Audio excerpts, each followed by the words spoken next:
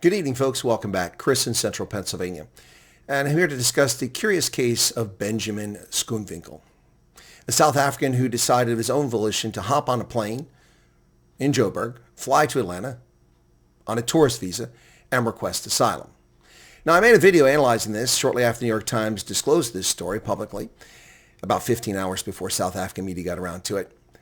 And I've had a couple of people who have taken exception to my comments, saying that I was a bit caustic or unfair to Mr. Schoonwinkel.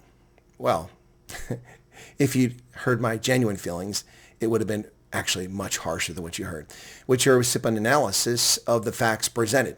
Someone said, I don't know all the facts. I never claimed to know all the facts. What I claim to know is what was published in the New York Times story. And what's published in there is a bizarre tale of someone who jumped the queue, who claimed that March, April, May, June, July, August, September, 7 months after President Trump announced a refugee program, that he thought it was okay to just come to America and accept the invitation for Afrikaners. When the U.S. Embassy website, since the 10th of February, has clearly stated who can come here, how they can come here, and it isn't just Afrikaners. Newsflash for South Africa's media and politicians. It's for Afrikaners and racial minorities. And the number of people come over include Afrikaners, white English-speaking South Africans, coloreds, Indians, and yes, even a few black South Africans have come under over this program. Oh, shocker, is it not? Well, Mr. Schoonwinkel took it upon himself on very poor advice, apparently from an American friend who worked with him in Afghanistan, who said, well, you should come over. Just come on over. Why would anyone think that it's appropriate to simply get on a plane and come over and claim asylum? First off, people who arrive by port or at a port of entry who wish to claim asylum under U.S. law are supposed to be detained and their situation addressed. You don't simply turn them loose, regardless of their basis for coming, if they claim asylum.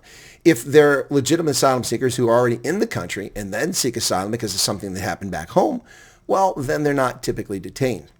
But during the Biden regime, the United States government let millions of fraudulent asylum seekers into the country. Just let them show up on the border and say whatever they wanted and said, here's your court date, show up, and the vast majority never show up. And of course, we know that well over 90% of asylum cases are fraudulent.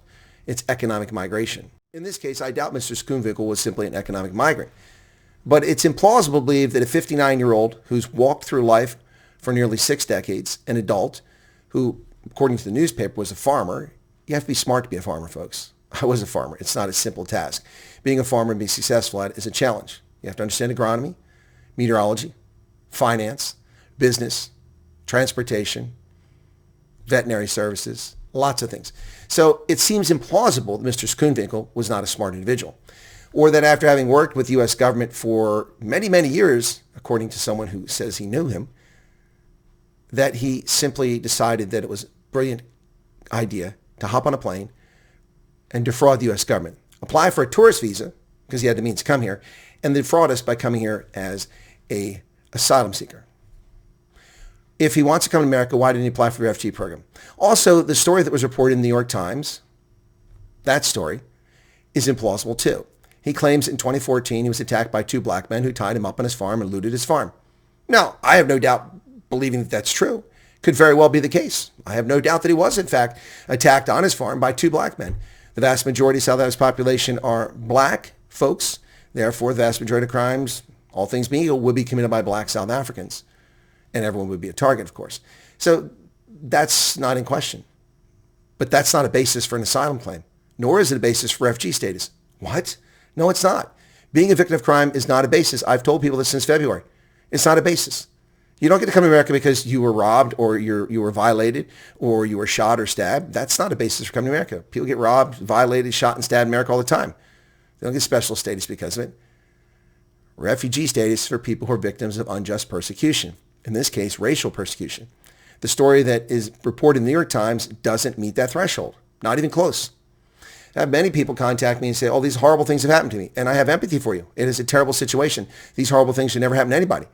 But if that's what you tell the adjudicator, that's what you tell the people when you get interviewed, you're not coming to America. You're not coming. Being the victim of crimes is not the basis for coming over here.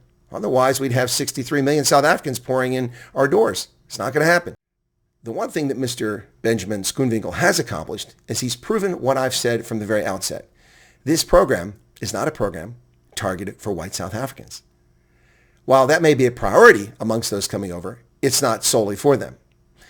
And it also throws doubt onto the lies told by South Africa's politicians and by its media and Western media that Donald Trump is favoring Afrikaners, because it doesn't seem plausible. Here's an Afrikaner who showed up and wanted to stay in the country.